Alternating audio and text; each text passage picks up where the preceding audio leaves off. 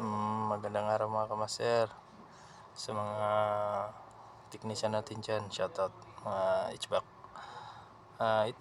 Itong hawak ko ngayon, ito yung tinatawag na 4V valve.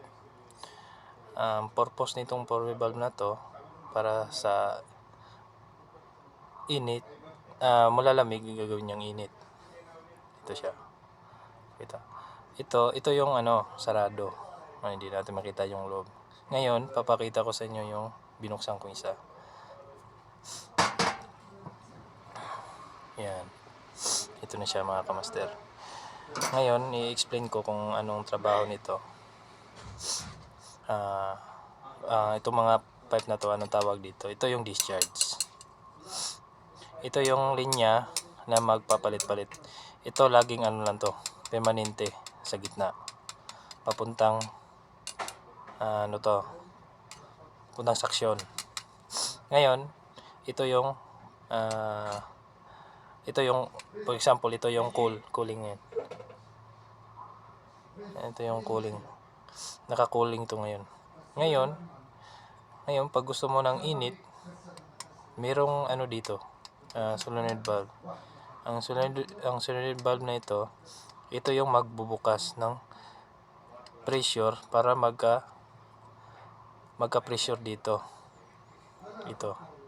Tutulak niya ito. Galing dito sa discharge. Ito yung pipe niya sa ilalim. Ito. Ngayon, pag magbubukas na to, na-supply to 20 itong coil na to. Pag bukas yan, may pressure dito. Siyempre, itutulak niya.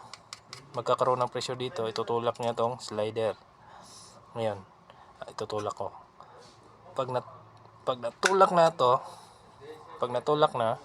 ito na yung itsura niya. Dati ito yung suction. Ito yung suction na yon. Ito na ngayon yung maging discharge na. Ito na naman yung babaliktarin niya yung cycle. Yan. Yan yung trabaho nito.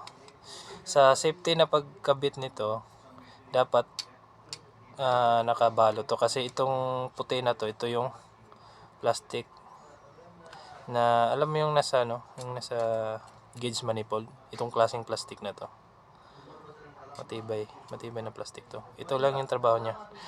Slide lang to. Kung halimbawa balik na naman sa lamig, ito na naman, magkakaroon na naman ng pressure dito. I-slide na babalik dito. Ganun lang ang trabaho nito. Ito. Yan ang trabaho nito. Yan. Papalit-palit. Yung nasa loob niya, hindi ko makita nyo ba yung yan. Yan, parang yan ito. Parang naka-U. Plastic lang to Kaya ingat-ingat din sa pagkabit nito. Kaya yun lang mga kamaster. Ingat kung asan kayo ngayon, sa Pilipinas ba o sa abroad. Ingat kayo dyan. Sana makabigay ng idea sa inyo to. Okay mga kamaster. Bye bye.